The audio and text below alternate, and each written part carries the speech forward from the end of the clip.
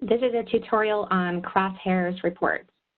And the reason we're doing this is because Crosshairs have been a heavily requested item in the past, and that's before we had our value-based healthcare solutions like Dare to Care and Disease Discovery. In the past, a Crosshairs was a really effective way of showing a doctor that we can help them with education and outreach for aortic disease.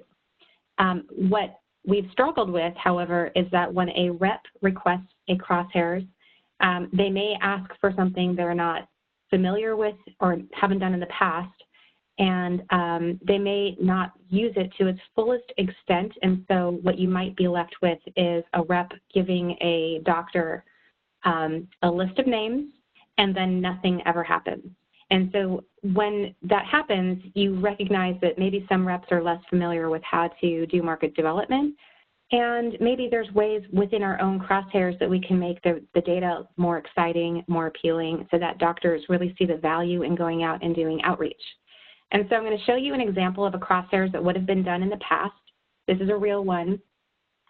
It is this. And what you can see is this is a tab that says AAA diagnoses, and a list of doctors with addresses and contact information, and then AAA diagnoses.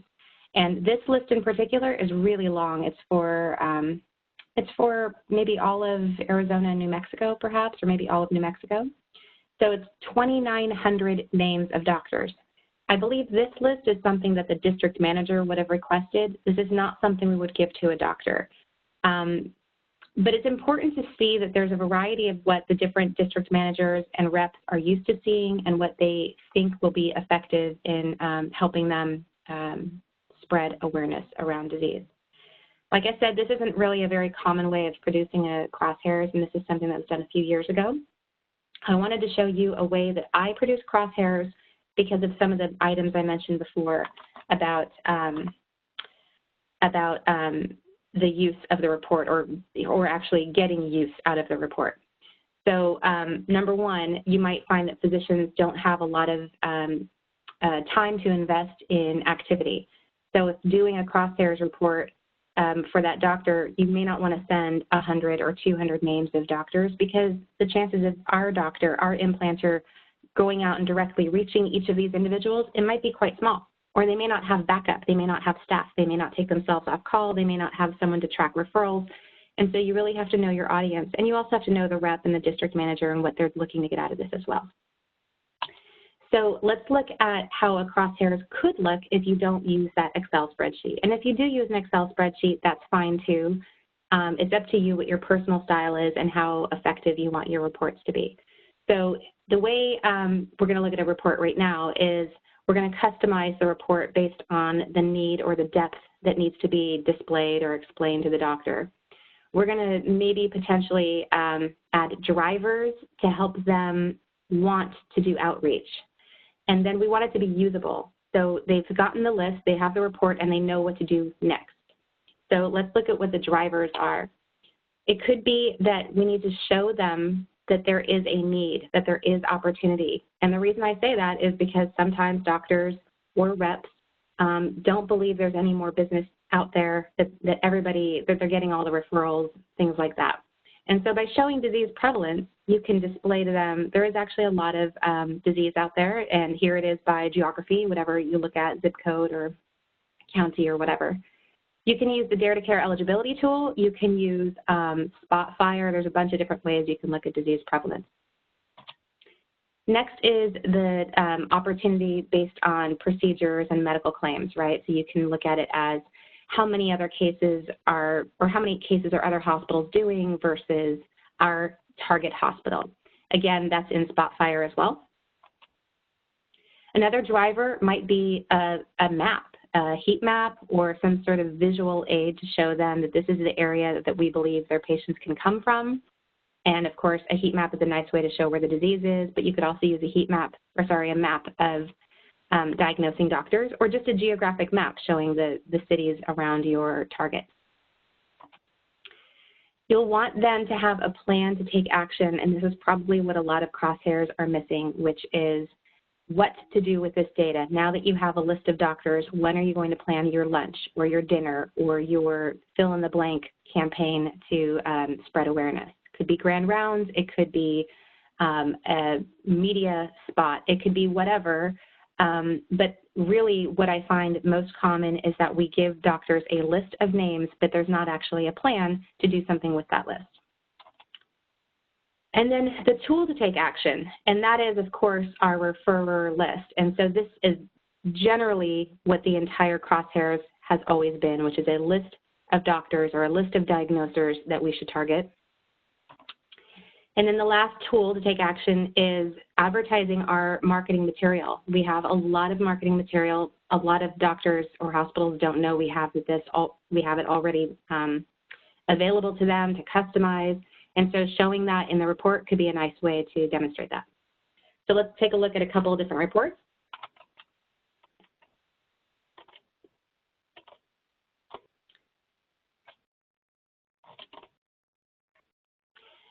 This is a report produced for a doctor in Cedar Park, Texas.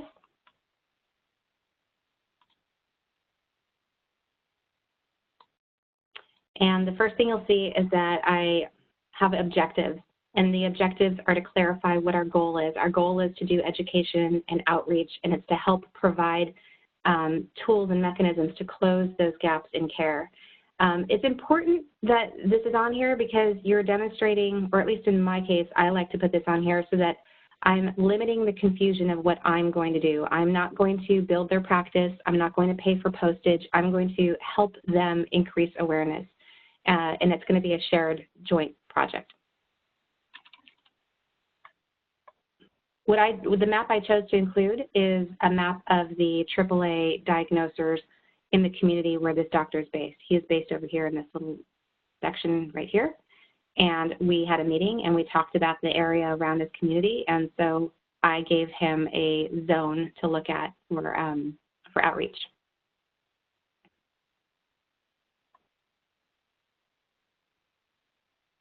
Next, I gave him the doctors that he should target. I gave him every specialty that's a frontline specialty, so emergency medicine, family practice, gastroenterologist. And then I sorted all of that by city. So we have several, he's based in Cedar Park, so we have several cities we're focusing on. Cedar Park is his home base, so of course included that.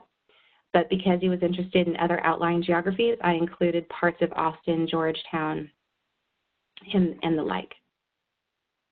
What this report does not have is this piece right here, the strategic outreach plan or an outreach strategy, something to get him going.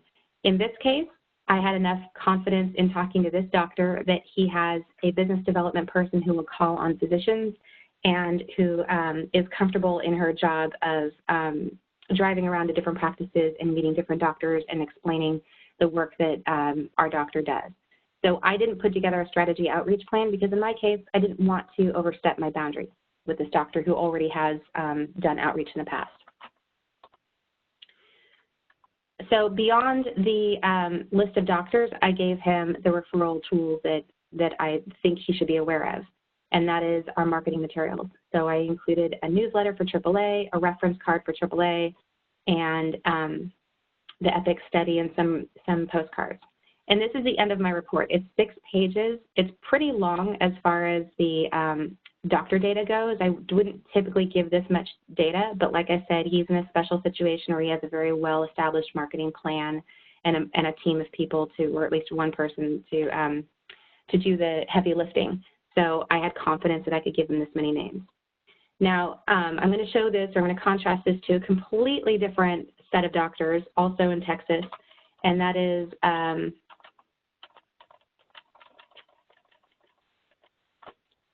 these doctors here. These doctors did not express an overt interest in doing marketing or market development or outreach, but they were interested in growing. And so I consider them more at the baby stage of developing their practice. So in this case, I have the same exact objectives, again, clarifying that our role is to really improve care more so than be a helper to their practice. Because our heat maps, which are now available, don't show the cities and the highways, it's very hard to get a reference point of what you're actually looking at. So in this case, I put 2 snapshots in. I put a snapshot of the San Antonio market, and then I colored it in for the heat map of AAA. And so it's the exact same size map, but this way these doctors they know their area better than I do, and they know what portions of the community they're looking at, and it's a 20-mile radius demonstrating the disease, right? I didn't put a legend. I probably could have or should have, but it clearly shows that there's more disease in these darker pockets than there are in these lighter pockets. The next thing I did, and this is going back to what we showed on here, driving the need and the opportunity, is showing that there is absolutely a need to do outreach. Based on my conversation with these doctors told me they were getting everything. They told me that they get all the cases, and there's just not that many more cases out there. And so I wanted to show them that based on the U.S. Census and this 20-mile radius, we think these are the number of people that have disease that they would potentially treat. It's not to refute what they're saying, it's just to show them that we believe that there still is an underserved market. The 20-mile radius, instead of these doctors getting a list of other doctors to reach out to, I wasn't clear that they wanted that. I wanted them to know that we can help them and that this is an early stage report where we want to show them there's opportunity. So I did not give a list of doctors, but I did give a summary of the number of family practice doctors with claims and gastroenterologists, geriatric medicine, and podiatry. And my point in doing this was to show them that we have a lot of data. I'm not going to burden them with 100 names right now, and they may not even want to see the entire 20-mile radius. They may have chosen that they only want to focus on a very specific area, and that's going to be a later conversation. And then last, I showed them the tools. I did not give them a strategy. Again, I do that in some cases, but not all the cases. But I did give them examples of the tools. This is the exact same page in the first report I showed you. And it's got the marketing materials, and that's it. And so this whole report is 2 pages long. Very quick little report. It's something to whet their appetite and get them excited about market development, which is different from the first doctor's report, which, as I explained, he has a lot of experience doing marketing, and so he needed something more substantial. That's it for this tutorial. You can get all of this data in Spotfire, the maps, and of course, these pictures we can get from our box file of market development collateral. And of course, any other ways that you can encourage people to do outreach would be fabulous to share with the team, because we always learn as we do these, and there could be more resources beyond just these ones here that really shine and get doctors excited about doing stuff. So thanks so much.